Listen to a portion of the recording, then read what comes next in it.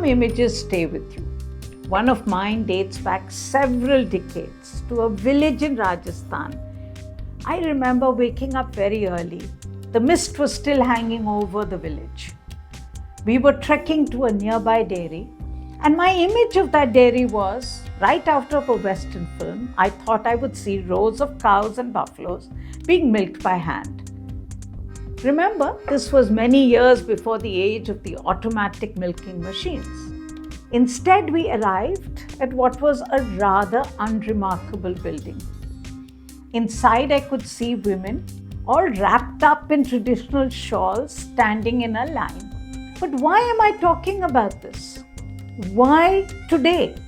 Because in our new world, which is being made out of rivalry, where each country must plot its own future, we need solutions that will work for us. I am Sunita Narain, this is my show, and this time I want to drill down on what I consider is a true Uber solution for inclusive economic growth that we have practiced in India, which is distinctly different from other models and that we must own and we must take forward. But before I proceed, I have a request.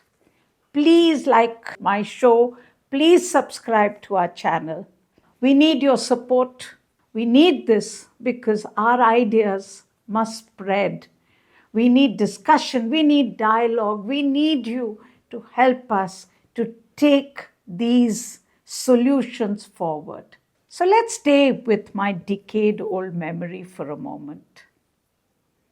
Let me take you back.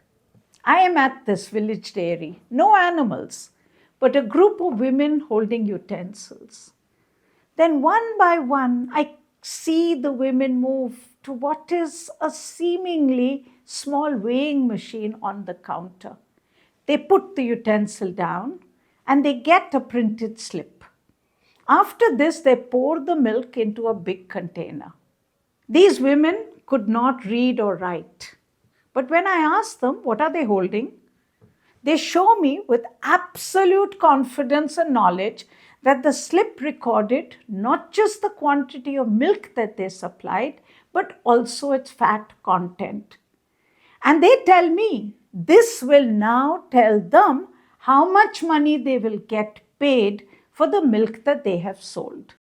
Even as I stood talking to the women, I could see that the containers were being swiftly loaded into smaller vehicles that now would move village to village collecting milk before delivering it to the district or the state dairy. This is the famous Amul model, the Anand Dairy model, which has now been replicated across India so that each state has its own dairy cooperative. This dairy could be from a household which owns many cows, or it could be from a household like the women I met who had even one or maybe two cows, but they're all part of the cooperative. Now the cooperative will aggregate the milk, it will pasteurize it and then supply it to each one of us in our homes. We buy it as the mother dairy, the Amul, the state dairies of different states. But why does it matter today? The world we know is today fast moving towards an economic order that is shaped by rivalry and built on the tombstones of globalization. In this emerging world, each country has to secure its own future, drawing on domestic resources and economic strengths.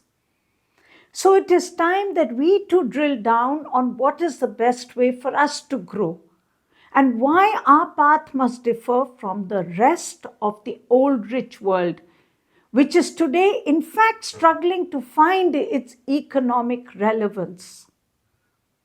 So stay with my dairy example. The Western approach to the sector has been no different from what it has done to the rest of the economy. It is about scale, It is about industrial enterprise, heavy mechanization, and heavy use of external inputs. The logic is deliciously simple. Larger the operations, the more you produce so that you can sell more, and that will generate higher returns. But these returns come at a price. We know increased reliance on external inputs such as pesticides and antibiotics have led to environmental contamination and food safety issues. This in turn means you need to regulate so that you can contain, reduce these adverse impacts. This cost of regulation pushes up the cost of production. To keep milk cost affordable, governments then step in with subsidies. This is the model. But the problem is compounded because milk supply from these industrial farming practices now outpaces demand. So the producers need new markets. We see this today. Today's skirmish over which country will open up their market to these distortedly priced products and how such imports will impact domestic production and their farmers. These are the trade wars that are playing up in our world today. European farmers are protesting, saying that the EU-Mercosur deal, which is they have signed with South America, will put them out of business. Why? Because Latin American farmers, South American farmers have perfected the industrial farming systems. In India, the most contentious issues in the recent trade agreements with the European Union and the US for us is agriculture and dairy. Rightly so. And this is why we need to understand the importance of India's dairy model, why it is different, and why it is so critical for economic security. This dairy model of India is part of our differently modeled future. It tells us what we must do in every other sector. Today, India is a success story. We produce a quarter of the world's milk. We are the largest producer of milk globally. The Indian Economic Survey of 25-26 notes that India's livestock sector has grown by 7% over the past decade. It is second only to fishing and aquaculture. But what we have to remember is that this output of dairy, this livestock sector, is not in the hands of a few corporate giants or large farm holders, but it is produced by millions of households who are engaged in dairying, like the women that I spoke about or I saw in the Rajasthan village. And remember, this model is something that the late Verghese Kurien, India's milkman, gave us. He took a vision and made it a reality. But we also have to thank the millions of women and men who are part of this enterprise, who bring milk to our homes today. But most importantly, and this is what excites me, this model is unique.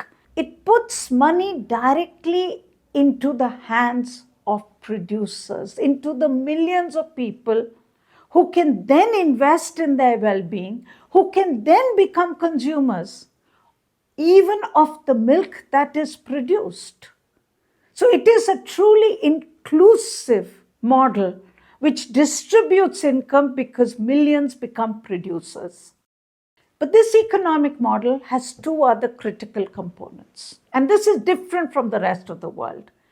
One, it is about keeping costs low so that food is affordable for consumers and it puts money into the farmer's hand, more money into the farmer's hand.